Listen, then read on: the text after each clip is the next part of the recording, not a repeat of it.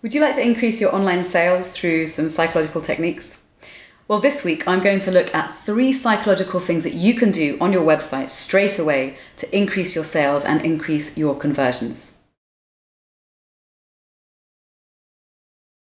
The first psychological technique that I want to share with you is about the humble tick or checkmark.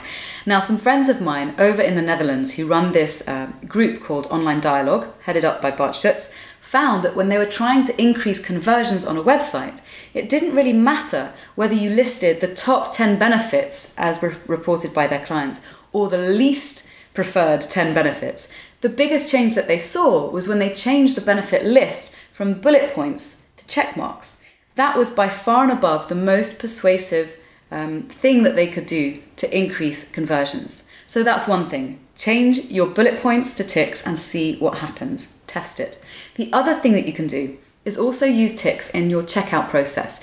Now, when people are ready to give you their money and they've gotten over that barrier of pain, make sure you reward them. Don't make it difficult for them to check out. So instead of doing what most people do, which is to have an asterisk with required field that kind of goes every time you get it wrong, instead of doing that, try doing the opposite. Give people a tick every time they complete a field. That way, where they're sort of filling it out, they feel like they're actually being rewarded for the right behavior. And it's quite an emotionally sweet way to tell them that they're doing well. The second psychological technique that you can use to increase your sales is to present your services or products in a power of 3.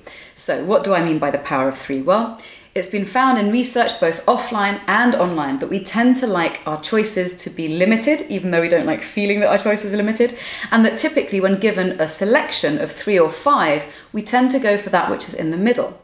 Which is why you should always put, if you're putting 3 choices up, the one that you want to sell the most of in the center, and give it extra attention by making it larger than the other boxes, by making it more prominent in terms of its color, and also making it easier for people to buy using things like charm prices, where you end the price in .99 or .98.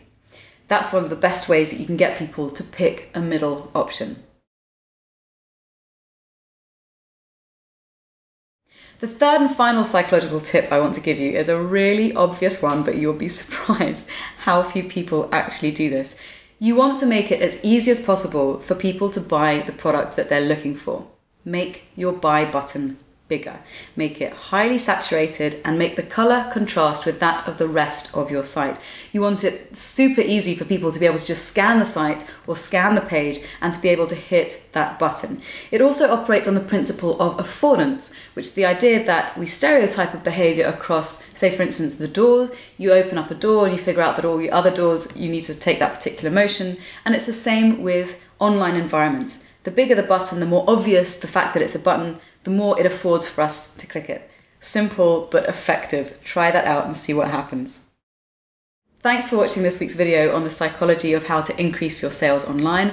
Those are just 3 of a whole myriad of different things that you can do. If you want to find out more, you're welcome to check out my website, thewebpsychologist.com, and also check out the free mini web psychology course at instituteofwebpsychology.com. Have a great week.